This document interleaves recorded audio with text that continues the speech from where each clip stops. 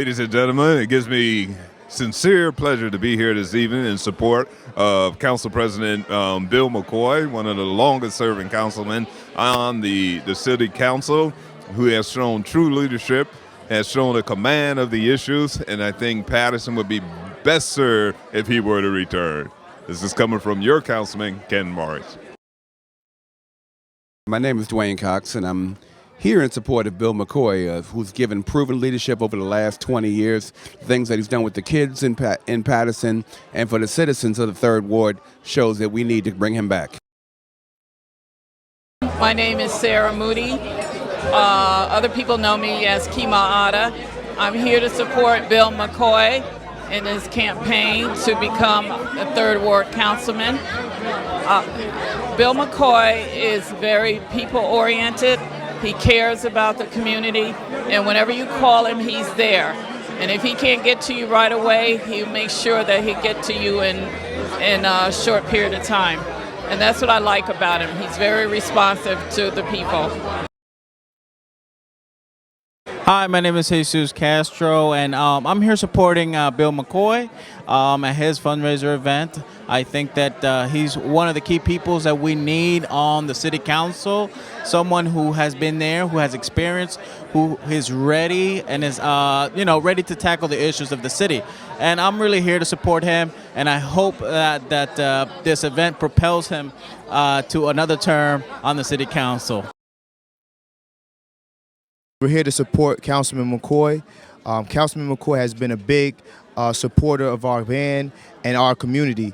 We feel that Bill McKoy should be re-elected on May 10th because he is the real McKoy. Get on board because this train is moving. Interesting and to the point. It says the first chapter in the book of wisdom is honesty. And I'm going to abbreviate it. Honesty, integrity, and trust. And if you don't know who you are in this job, you're quoting yourself for big trouble. And I've been able to prove that over the years that I've served, both at the Board of Education and at the Municipal Council. I was in the barbershop just this very evening, trying to look nice for you as I came out, and I ran into someone who was supporting or associating with someone else. And we got into a nice little argument. And at the end of the argument, he said, McKoy, you know, with all of that, you are the most principled council member on the municipal council. And I thought about that, and what that translates into is that you're honest, you're capable, and you deliver. I may not always agree with you, but I know that you're giving me your honest service. Ladies and gentlemen, that's what it's all about. Honest service. Speak the truth.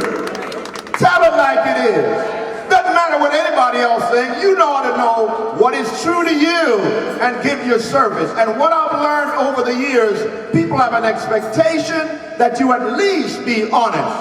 And if you can't be honest with yourself, who can you be honest for? Now, I'm not a doctor, not an apostle, not the Pope, and I don't need that. My father, who is one of the greatest teachers I've ever known, the smartest guy that I have ever known, was a plant manager and received one of the first incentive awards before it was invented, at a 3rd grade education. Listen to me, folks, a 3rd grade education. I have a college degree. I have a bachelor's in accounting. My dad ran his own business after retiring from the company that he worked for and paid off a 30-year mortgage, Sam, in 3 years. That has been my goal for the last 30 years. And I have a college degree. I haven't gotten there yet. But I'm working on it. And I'm trying to figure out how does this young man with a 3rd grade education pay off a 30-year mortgage in 3 years? Because he was hardworking, he was committed, and he was dedicated, and he knew how to put it together, and he was honest. And that's where I learned my values from. My father, don't follow the crowd. do what it is that is necessary to be done when it needs to be done, despite anybody's opinion. I learned that at the tender age of about 12 in the island of Jamaica. I was poor, but I didn't know it. And my dad asked me to build a hand cart to push some products from one place to the next. And I lived on Spanish Town Road. That's like Broadway. Everybody can see you. And he wanted me after school, when everybody was on the road, to push this cart from home to someplace else. And like Matthew, you wonder where he gets it from. I thought I was too cool and too contemporary to have my associates see me pushing this cart on the road. And I tried to convince my father that this was not the right thing to do, nor the right time. He said, son, didn't say it so nicely. You know, before automobile, we had the horse-drawn carts. He says, look, son, a horse, not really a horse, he said a jackass, cannot be so proud that he refused to carry his own grass. Hear the translation? You can't be so proud that you refuse to carry your own food, to take care of your own business, to do what is necessary to advance your program. And so I've learned from a very early age to stand on my own, to be my own man, to have a principle about what it is that you do, and not to be concerned with the names people call you.